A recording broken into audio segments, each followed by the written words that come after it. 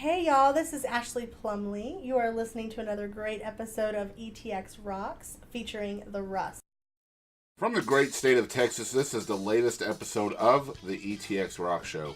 Nestled in the piney woods of East Texas, the ETX ROCKS Show delivers the stories and songs of talented artists of all genres, all styles, from the unheralded and unheard to the legends and beyond. We bring a passion for music and a drive to go behind the curtain with our guests. We focus on all artists, from LA to New York, Nashville down to Texas, and everywhere in between. ETX is our location, not a limitation. Now, as always, it's viewers and listeners like you out there that are our biggest support for the show. If you want to contribute to the show, please do so by donating to www.paypal.me/ETXRocks, and thank you for tuning in. Wherever you're tuned in, please hit the like, follow, and or subscribe buttons. And now, for another great episode of ETX Rocks. Thanks for checking out the 222nd episode of the ETX ROCKS Show.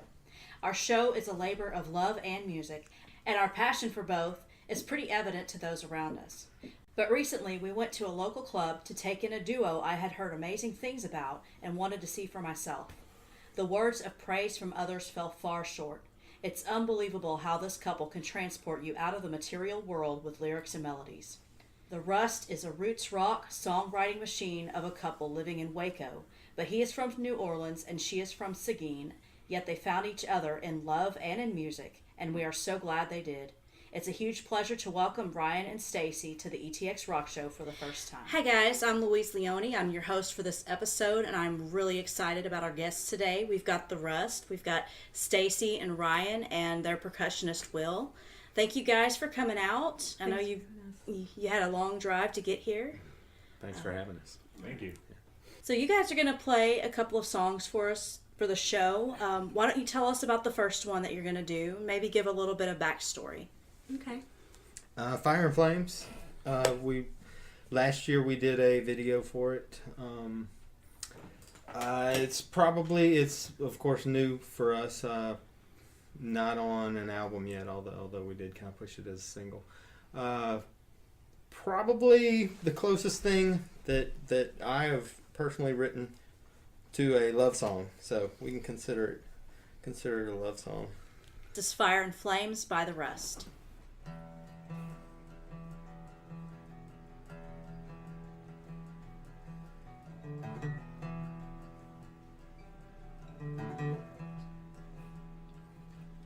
Highway moans, she got me in chains. Crime was so wrong, it make me a slave. Drive your hammer down. Well, Lord knows I can't escape. Down, down, down in your fire and flames.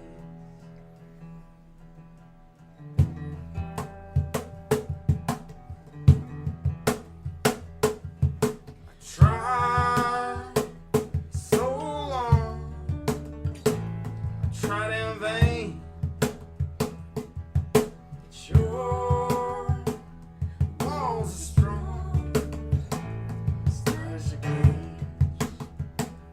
And there ain't no getting out. Well, you know, I'll feel the pain.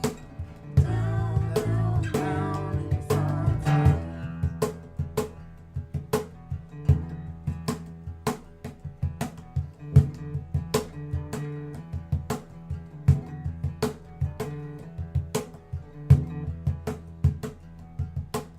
War is gone.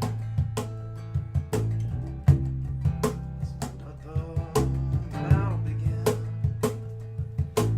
Try to get down. Try to get down to the fire and flame.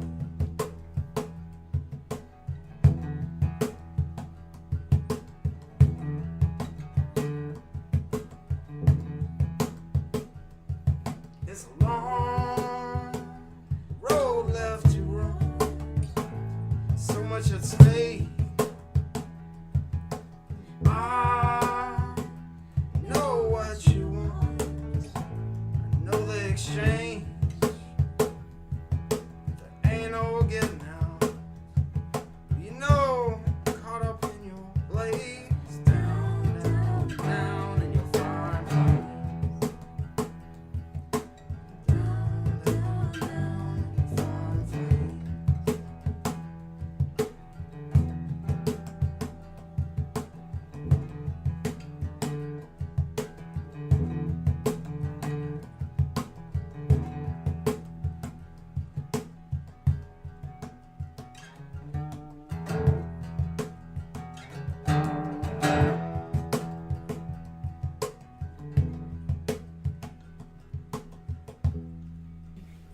right, and we are back with episode 222 with The Rust. That was Fire and Flames. What an amazing song.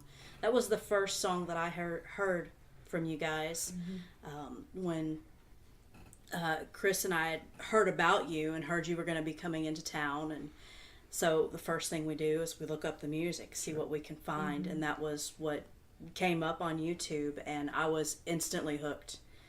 I was immediately just, that was it. I was done. I found my favorite band.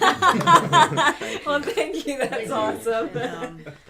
But of course, you know, when you get in a studio and you take the time to cut and edit, you know, anyone can sound good. Yeah. So we definitely had to go to that show because we had to see what was really going on.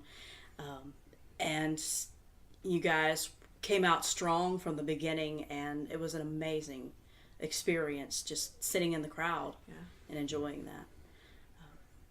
So you guys both got your start separately in music. So why don't you tell us a little bit about your backgrounds? Absolutely. You want to tell yours? Let's see. My father's a musician. Father's a songwriter, guitarist, pianist. Very, very good musician. So I grew up around that. Grew up really in East Texas.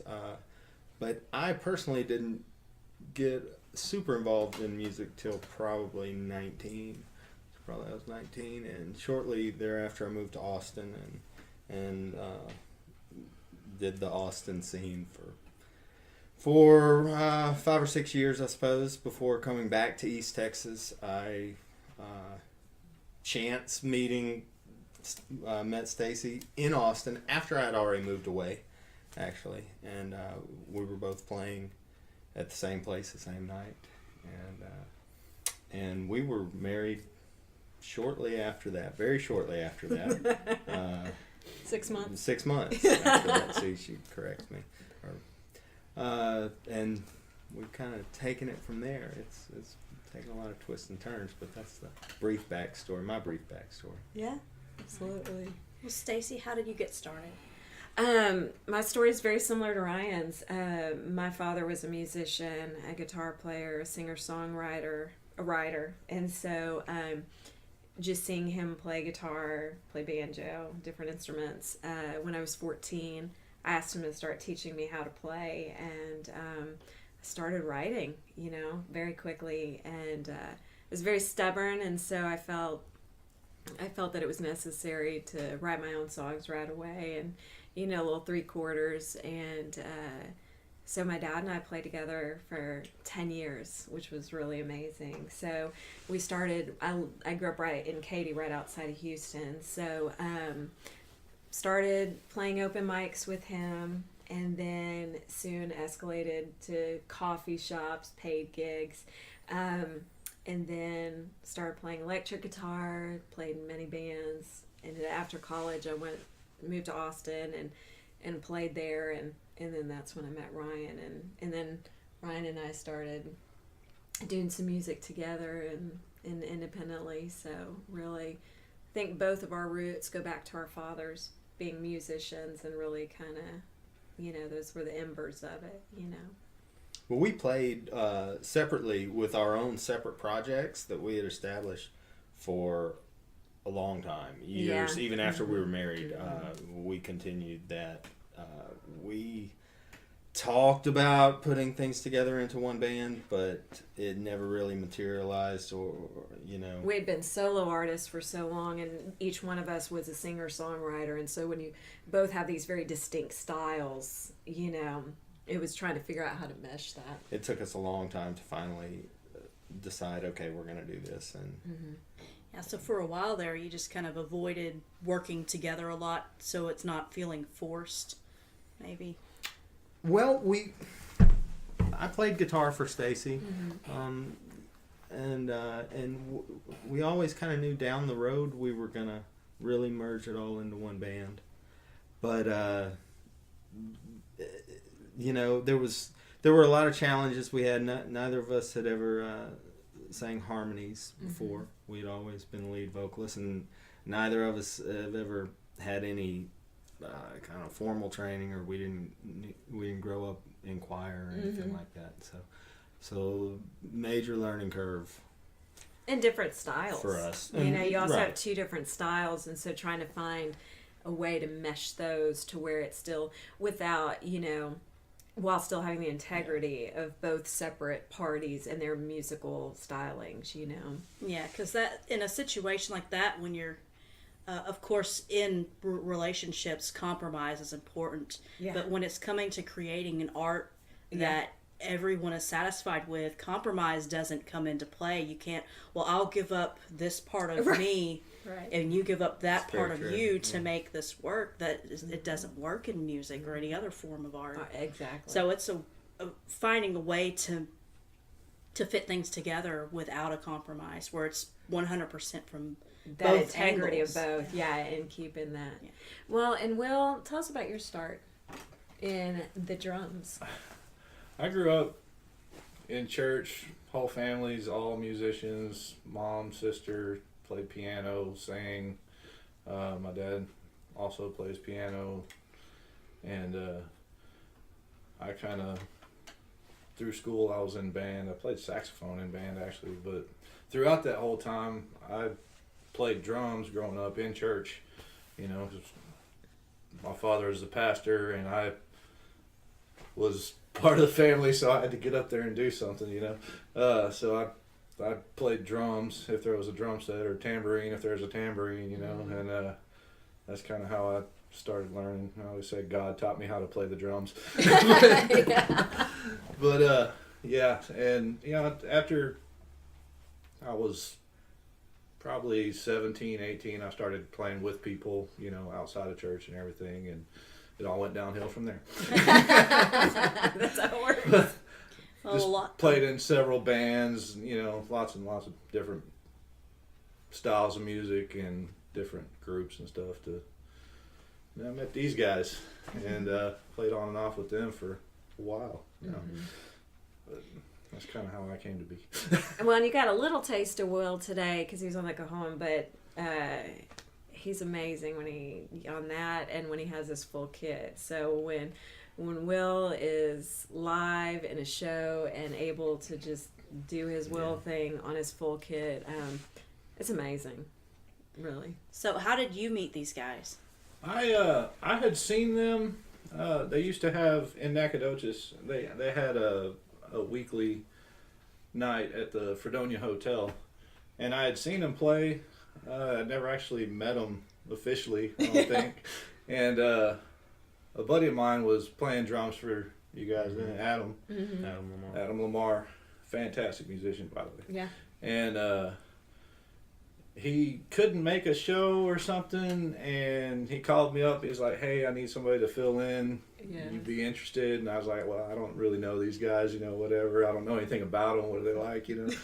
And anyway, so we all piled in the motorhome and went and played a few shows on a little short tour, and just became really good friends after that, and been making music for a while now. And it was probably years later. Of course, we stayed in touch and everything, but years later before we came to this project Right. as it stands right now. As a full band. With the three of us, right? So what are the differences that you deal with as artists and musicians with having a specific sound? Because, you know, what we've heard from you as a duo is so unique. I mean, you know, there's so many artists that take a genre, take a style, and really turn it into something that's their own. But, I mean, we were at a complete loss for words at trying to say, okay, well, what do you sound like? What does the Rust sound like? The Rust sounds like the Rust. Yeah. It's really, Exactly right. you know, you've got little hints in different places where we can see where you've gotten some of your musical influence, but you don't sound like any one particular style. So it's taken several years for you two to kind of hone that craft together as a duo. So what are the differences between doing that and then adding adding other elements in and turning this into more of a band feel? It's always interesting. Anytime we ever have someone that we're working with, whether it's Will and it's more of a permanent project, or just somebody for a single song for some reason. I don't know. I don't know that how altered the sound is, but maybe I also think in my head I probably hear it broader in general than it actually is. Probably, I guess is what I'm trying to say. Anyhow, so it's just really nice to hear someone else's input on what you're doing, regardless of the instrument. And I think too, when it comes to songwriting in general, I think you can write with a specific purpose in mind. I'm going to write a bluegrass song. I'm going to write a blues song. I'm going to write a rock song. Or you can go from the approach of just super creative, like I'm going to write whatever comes out. And so that happens a lot. And I think when that happens, it really comes out as it comes out. And so you can see a lot of different genres being touched upon just because this is just how it came out. It's really just that simple oftentimes, where the muse just kind of hits you, or you're playing guitar, and a certain lyric kind of pops out, or a certain kind of feel just comes out that given time, And then Ryan said earlier, just not having a formal training, you never got into a certain way of doing things. And I think that's oftentimes you'll find these little quirky things or little funky things that you do that are very normal to you, but it's not until you play with a drummer or somebody else who's like, oh, that was an interesting timing thing, or that was an interesting place to put this. And so I think that might be where some of that comes from too, just kind of that broad sense, of where does this fit, And Will, how do you feel like you fit in with the rest? I love it. I hope I fit in. For sure. You're totally in. Ryan's guitar playing is, I haven't heard anybody else play guitar the way Ryan plays guitar, and he plays on a vast array of different kinds of guitars, and they're beautiful, and the sound is original and gritty, and then sometimes it's super clean and mellow, and I just try to listen and compliment it the best I can. That's one thing I pride myself on, is being able to listen and adapt to what he's trying to do and just make it fit together and come up with something beautiful, Well, that's something you guys definitely do, is come up with something really beautiful. Thank you. So Ryan, something that really stands out about you is not just your guitar style, but like he said, you've got this arsenal of different instruments that you play. And you also add in an effects pedal that kind of helps give a different sound to each song, where no two songs sound the same. You always know what song it is when you begin, because it's got a completely different tone. It's got a completely different style than every other one. So why don't you talk to us about your process in like which instrument you choose, or how you choose to play it, because that even is, you've got your own unique twist at how you play some of the instruments you play. She's laughing because it's very much a process, and I think that I overthink and overanalyze it to the nth degree. But primarily I play resonators, which of course resonator guitars were, I guess, began their popularity, way back in the 20s with the Delta Blues stuff. My father made a couple of them for me, which I'm super proud of course. But that is kind of my go-to instrument. I feel like it gives me something that is somewhere in a middle ground of an acoustic guitar and an electric guitar at any time. I feel obviously they're acoustic guitars, but there's that bite you know, that you get out of an electric guitar.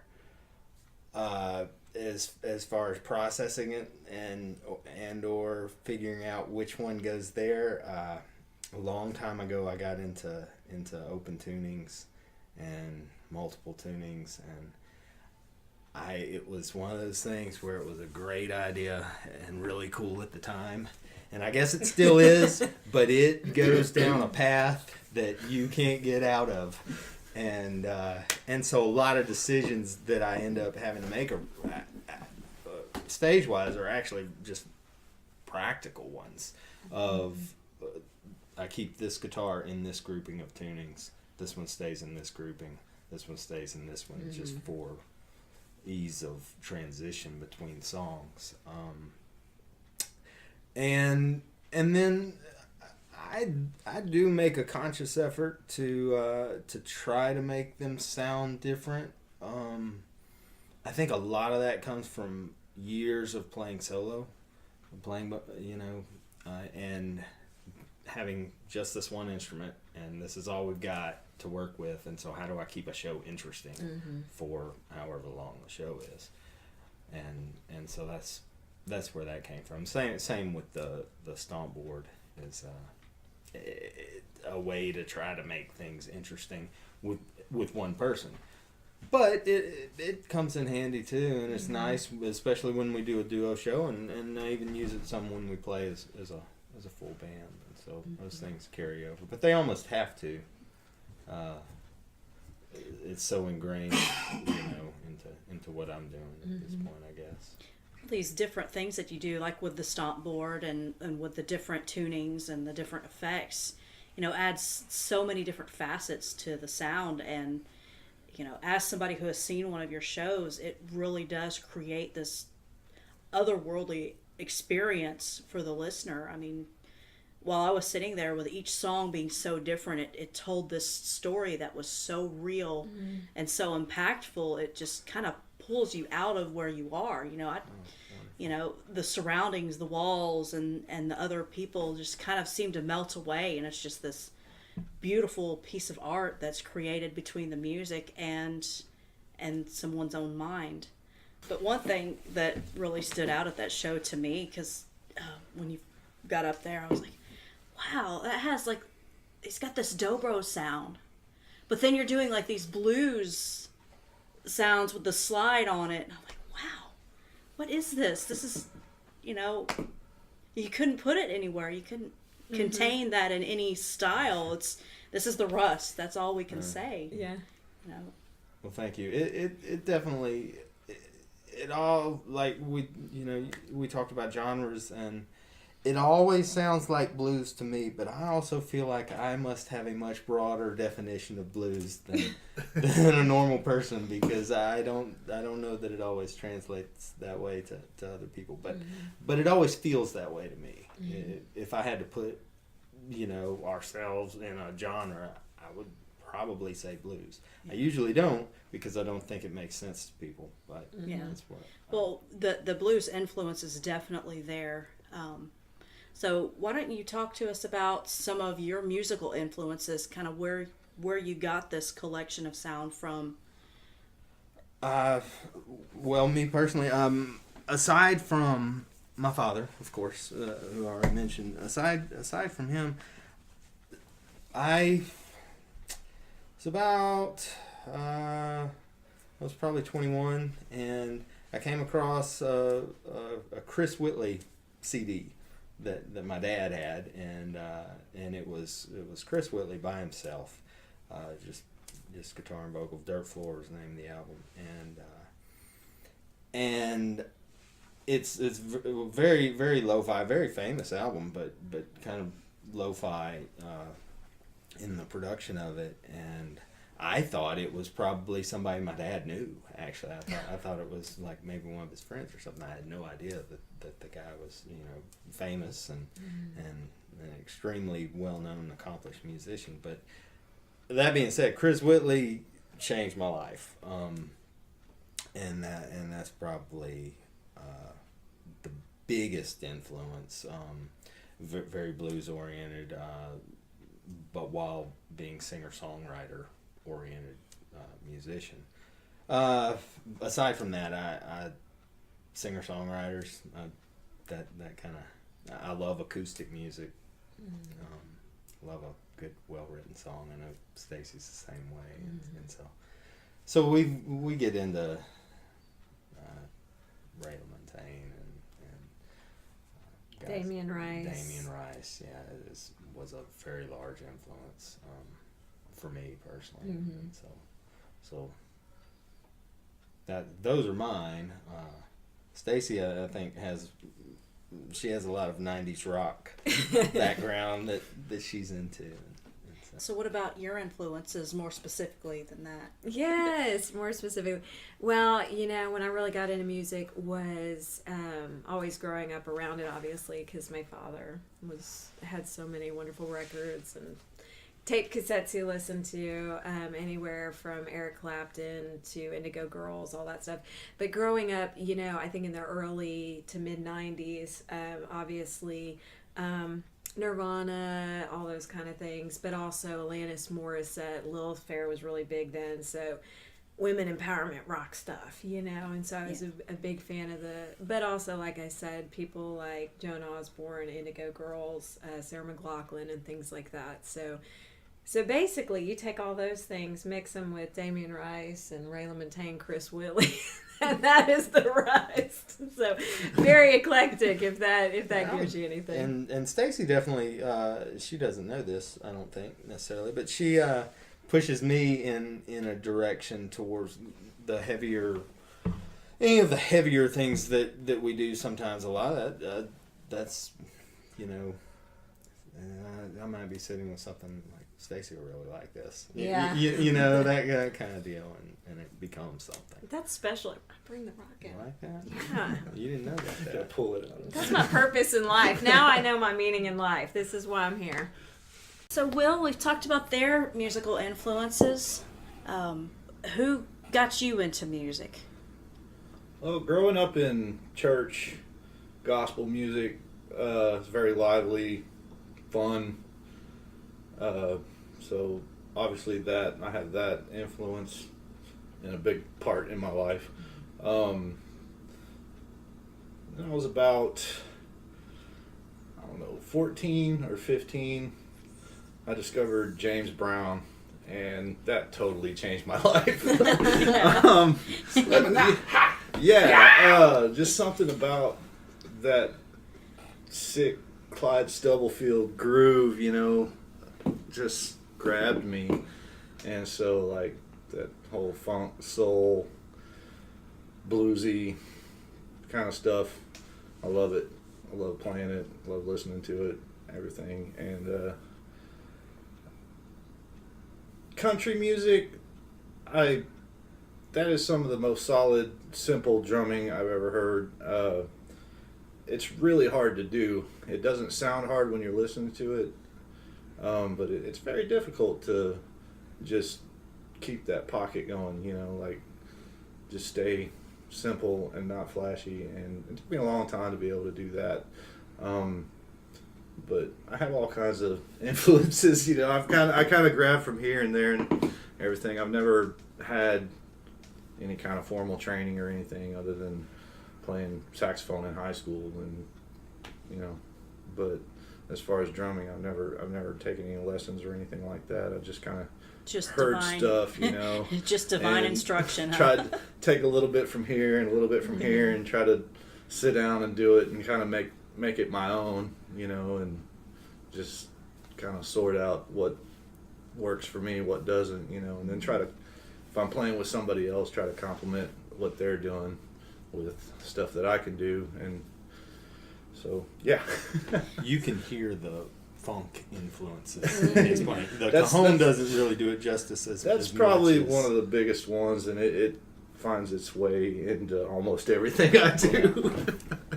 Got to have a good kind of backbeat groove to, set everything off. I think. So, even with the funk sound, you've made a way to fit that into what you guys have going on with your band, the Rust. I do have a question. I know everybody's got this question right Yeah. now. Where did the name come from? I'll let Ryan answer this. Do you know?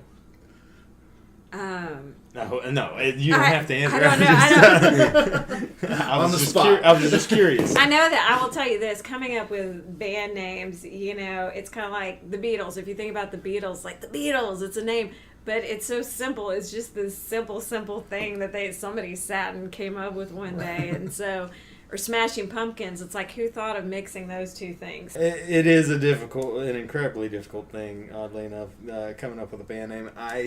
The best I remember, I think we were struggling with coming up with something that would be reasonably original, but memorable at the same time. And I think I walked in one of the rooms and looked at one of my guitars that Was rusted and it's like Rust. Well, see, I thought, we could be racy, combination of Ryan and Stacey, but, that would be confusing when people would come to shows for, racy shows. They'd be expecting something way different than what we were like, Wait a second, there's no burlesque going on. So the rest was much better. My daughter accidentally came up with a perfect band name this morning. She was talking about a dream she had, and she was saying something about a random Pegasus. I was like, oh, that's a great band name. That's absolutely. That's how it happens. So if you guys ever outgrow the Rust, there's always random Pegasus. Random Pegasus it is. I like it. So guys, we like to surprise our guests with a game. Those that tune into the show often, they know about the game. The guests that haven't had a chance to catch an episode are typically pretty surprised. But we're going to play a game called What the Heck. You don't have to be nervous. The way this works is I'm going to ask you 10 questions, and you're each going to answer independently, but your answer is just going to be something off the top of your head. Now, it might be a deep, thought-provoking question. Uh-huh. It might be a silly, off-the-wall question. It might be something that just makes you say, what the heck? But none of it's too terribly Is there a winner in this? bad. Like, are we like, is this like a winner-takes-all situation? We can't tell you how you win. Yes. We can't tell you how you win. If you win, we'll let you know. Okay. We're going to get competitive here. All right. So are you guys ready to play What the Heck? Yes. Let's do it. All right. This is What the Heck with the Rust. All right. Question number 1. How long after your first plate of food do you feel it's appropriate before going back to get the second plate of food? Immediately. And that's what I was about to say, instantly. There's no shame in going back There's for second. no shame in our food game. No, it was inappropriate at all. Yeah. I always waited till somebody else went first. Yeah. You got to make sure Okay. you get up there. You got to That get was up there me. in case somebody else, in case they take it all. But Yeah. once one person went up for seconds, I was like, You're okay, ready. it's okay Yeah. now. All right, question number 2. Why do you need an appointment to see a psychic? It's a joke. It's funny. I've never thought about that before. Well, you would think they would know when you're coming. So, If they're a true psychic, I wouldn't think you would need one. Exactly. Very true. I would doubt their practices. I mean, that's my answer. Because I would psychics doubt- are shams. Unless you're a psychic and you're watching this, then we full on believe it. Miss Cleo. well, hopefully. Unless you're a Rust fan who Sorry, happens to Miss be a Cleo. psychic, you are totally. We love you. Well, maybe they can give us the answer to that. But you already knew I was going to say that.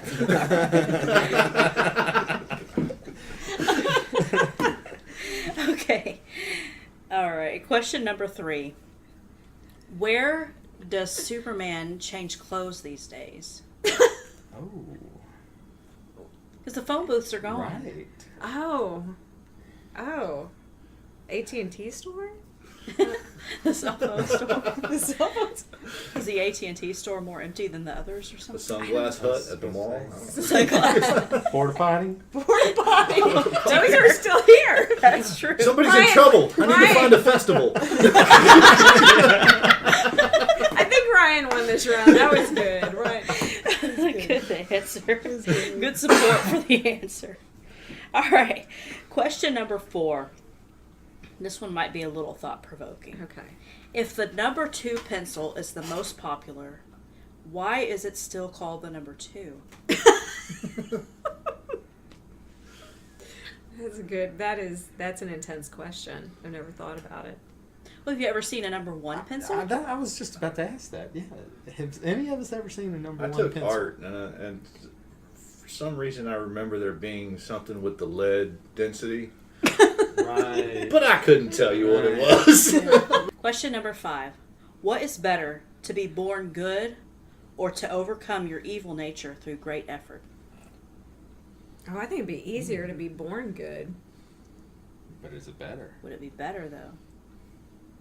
I don't want any evil in there, so I go with born good. See, I go with overcoming your evil nature. I'm learning so You much about it accomplish through this. something.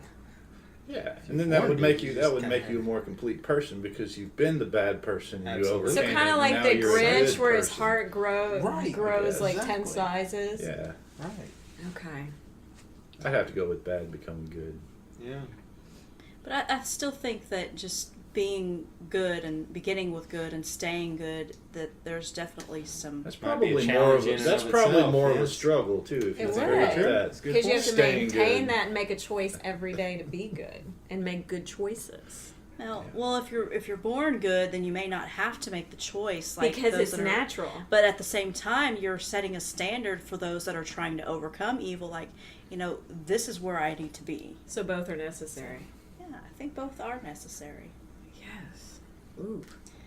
Of course, you could be, you could overcome your good nature with evil. That's true. Which leads us to question number 6. Yes, it does lead us to question number 6. Do you think that the Girl Scouts are actually a cookie brand that's getting away with free child labor? Oh, that's like Yes. Well, they're not like cooking. They're not like baking the cookies. But they're selling the cookies. They are selling them And they are working very hard to sell those cookies. to grow strong and independent young women. I don't know. But we have child labor laws against growing strong, independent young people, don't we? This is true. Man, this is like an ethics discussion. I mean, this It is really like is, yeah. this is ethics like 101, 102. This is like we're there. When my mom was young, she was in the Girl Scouts, and she told me about all these different things they did with Yeah. the camping, similar to what the Boy Scouts do. But these days, it seems like the only thing I hear about regarding Girl Scouts are selling cookies. So the Boy Scouts, they don't sell anything. Do they sell anything? They actually sell popcorn, but there's not nearly as Who much sells- pressure. Do we know Yeah. about? Do Sell y'all popcorn. dudes? Do y'all know I was about in the Boy Boy Scouts. I remember selling the tins Okay. of popcorn, but yeah, no pressure. But there was And more I of don't the think I did very camping well. and the knot tying and the learning how to survive and what things you can and can't eat out in the wild. Not Yeah. standing out in front of Walmart when it's freezing for 5 hours selling cookies. Correct. Yeah, yeah. See, women have it harder. Accosting Way you more when you work. walk out of Walmart. Question number 7. Yes. If someone were to give you an elephant, you're not allowed to sell it, you're not allowed to give it away. You are stuck with this elephant. What do you do? Keep him and love him. Oh my That's god. what Wait, Stacey what would color love is it? You could probably dye it whatever color you decide. But I would imagine the elephant would come in elephant. Well, we're gonna. Elephant colored. Yes. He and I are gonna buy an elephant farm because then naturally I'm gonna be concerned that the elephant needs an elephant friend, and so. Yes, Now you before have we know, we would have like multiple 5 elephants. elements. Elephants. We'd have, yeah. That would take a Ele- lot of land and a lot of money. You'll be seeing less It of would the start rest. with one, and It would escalate quickly. multiply. I would find a That's zoo. What happens with our dogs? I don't want to deal with that much So, animal care. Let's put it that way. yeah. That's a lot of animal care. But that was a good solution. Donated to a I would zoo. find a Sending zoo. your kid off to boarding school already. Yes. Or your elephant can come live at our At your elephant farm. at our Problem elephant solved. sanctuary. There you I go. always thought I would charge people for elephant rides. or something like that. That's true. Or maybe just Yeah, ride it there's into no battle. circus That anymore. would be good. Ride it in a battle. He'd be Yes. a war elephant, like on Civilization. What a way to come into one of your shows, you know? Yeah, the prize. No, that's people wouldn't miss it. Of course, if you were random Pegasus, you could put some, like, make a little outfit with some wings. You can make on the magic cap side. in there. That's all kind. That's mixing all of the amazingness in one. Question number 8. Okay. If evolution is true, then how in the world did sloths make the cut? Because they're like cute. They have to have a place in the food chain. Oh yeah, and they're not really all that slow. I mean, they move slow normally, but if they're ever threatened, they actually move pretty fast. It's kind of amazing. 'Cause Are you like I- going out attacking I sloths? always thought that they were always slow, but they can actually move quickly. Yeah. They teach us something. Maybe they teach us to take our time. Probably. Life Probably a lessons. lesson there. Chill, man. Yeah, a little chill. Hang out. Stop being like a Eat cheetah. some grubs. Just bring, Let the bring it grubs down. come to you. All right. This is official Rust scientific data. That was number 8. Throw that in there. Make sure. Copyright. All right. Question number 9. Okay. Isn't hitting the snooze button just reliving the worst part of your day? Absolutely. Well, Over and over again. why do we do it? No, you're putting off the inevitable. I've actually gotten a different alarm where it's either turn the alarm off or let it keep going. There's no snooze option. But I also set up songs for my alarm, so it kind of helps. Pick the right song. You start off the morning right. That's true. I can't do that though. That's always because like local if it's a music, too. Yes. song that I like, I will not get up. That's It why. has to be something grating and horrible, and So like Hillary Like- Clinton saying, "Get out of bed." maybe or like half. You know how when you're tuning the radio, like you're Yeah. almost tuned in the whole way, and then you just like back it up a little It's just bit, a so little it's kind of staticky and disgusting Yep. and loud. That sounds like an awful way to wake That's up. what I have to have to get up. Otherwise, if I try like I've got a CD player alarm clock. I've tried putting like good music in there, wake up to it. No. When my kids were younger, I would wake them up for school and they would not want to get out of bed. So I would take a phone and play Baby by Justin Bieber. I think that's the name of the song.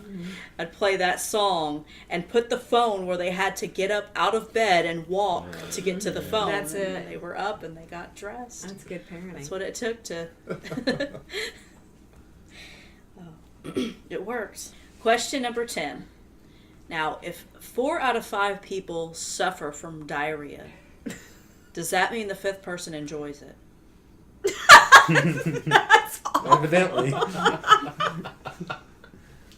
Do you make these Not questions necessarily. up? Do you make them? Yeah, these are. We don't make most of them up. That is. We've That thrown a is few in there. But. they're very thought provoking. It's been a very thought provoking afternoon. I mean, and just deep thoughts with Louise.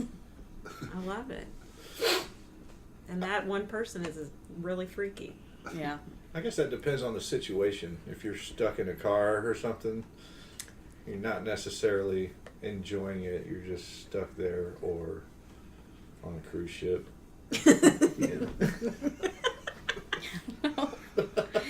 I don't know. There are strange people that like strange things. So.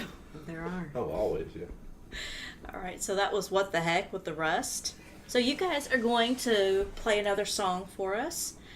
Why don't you tell us about this song, the name of it, and kind of where it came from or where you're hoping it's going?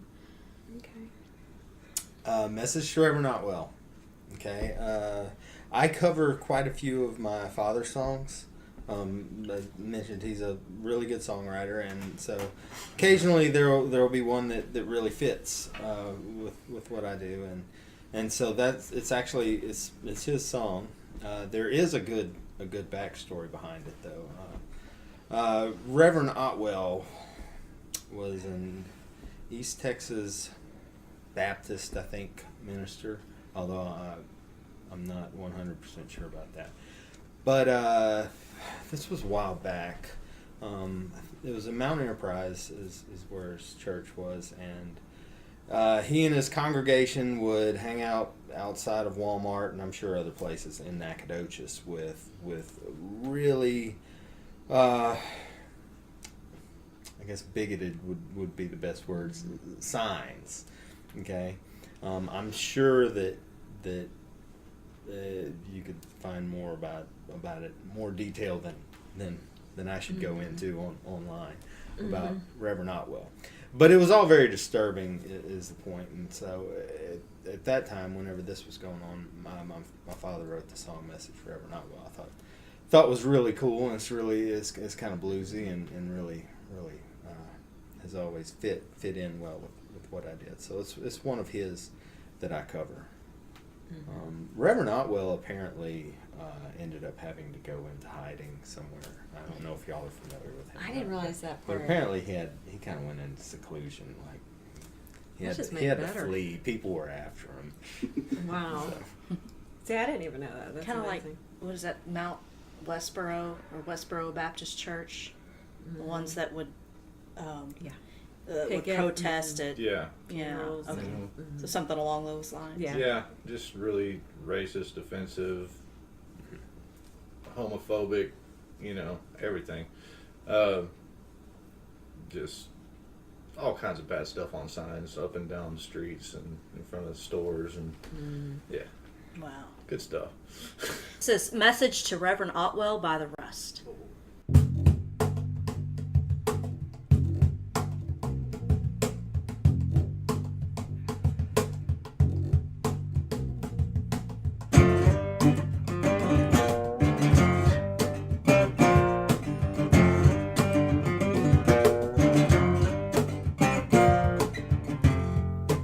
You heard the things he said. He went down to the shore. You bowed your head and prayed, but you just don't bring the water anymore.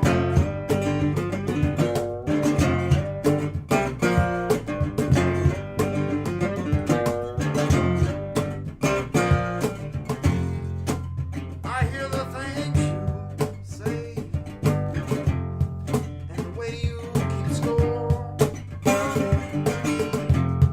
It's a dangerous game you play. You just don't bring the water anymore.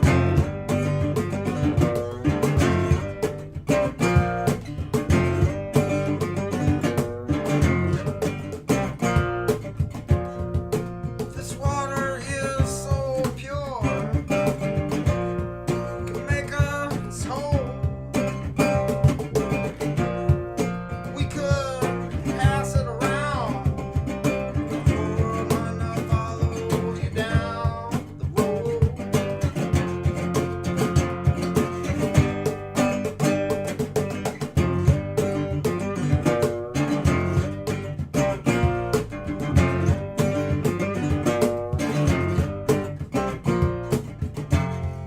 You break the bread and drink the wine. Offer some more. Hold out your hand with a smile. Just don't bring the water anymore.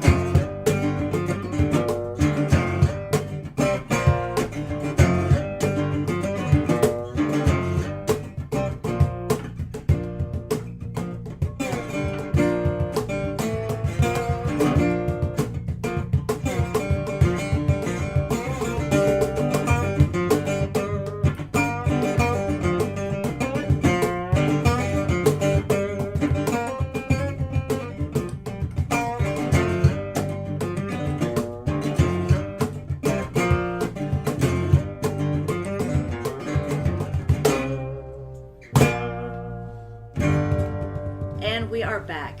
Guys, that was another amazing song. Very thought-provoking. More thought-provoking than what the heck. Definitely. All right, so I have one more question for you. Who is the Rust? Who is the Rust? We are. We are. Well, Brian and Stacey. That's a hard question. I don't know what you're looking for. People that love music, love to create music, love to share music. A lot of love. A lot of love. Definitely there, and that's definitely evident in the music that you create. Where can people find you and follow you on social media? TheRustBand.com is the official website. We're on Facebook. It's Facebook/The Rust Music. We have a YouTube channel as well. Other places also, but those are the big three. Mm-hmm. And where can people find your music? Best place would be the official website, rustband.com. All of our recordings, whether it's the stuff that's under Ryan Davis, the stuff that's under Stacey Stegall, or the Rust is all there. Audio, video, MP3s. You can buy physical CDs, Shirts, stickers, posters, everything. TheRustBand.com. Awesome. Check them out at therustband.com. And keep looking, because we know that there's new music coming soon, that you guys are you have a new album in the works. Pretty excited about that. I cannot wait. Because up to this point, you've had separate music, and even with your album that you do have out as The Rust, Stacey is not singing in that. It was prior to Stacey's involvement. Yeah. Yeah. So I'm excited to get a new album where she's taking more of a role in the vocals. An amazing singer, and your harmonies are just unbelievable. Thank you. The two of you. Thanks for tuning in to episode 222 with The Rust. Follow along with us on Facebook, Twitter, and Instagram at ETX Rocks. Please subscribe to our YouTube at the ETX ROCKS Show, and hit the like button, hit the subscribe button, the follow button. Also, our funding depends on our audience, so please consider contributing at www.paypal.me/ETXRocks. And as we always say on this show, we thank you for supporting live music of all genres, all styles, and don't ever forget, ETX Rocks! Yes, it does. Howdy folks, this is Aaron Watson. This is Bree Bagwell. This is Jake. And this is Walter from Rocky Queen. This is Curtis Grimes. Monty Pittman. This is Doug Supernon. I'm Heather Little. This is Rob Redwan. Ho! Hey folks, I'm WWE Hall of Famer Hacksaw Jim Duggan. Hey guys, I'm Katie Lynn, and make sure to tune in to ETX Rocks with Boston Chris. Hello, y'all. This is Ronnie Millsap, and thanks for tuning in to the ETX ROCKS Show. Tough guy. Ho! Hey guys, we're Blacktop Mojo, and thank you for tuning in to ETX Rocks.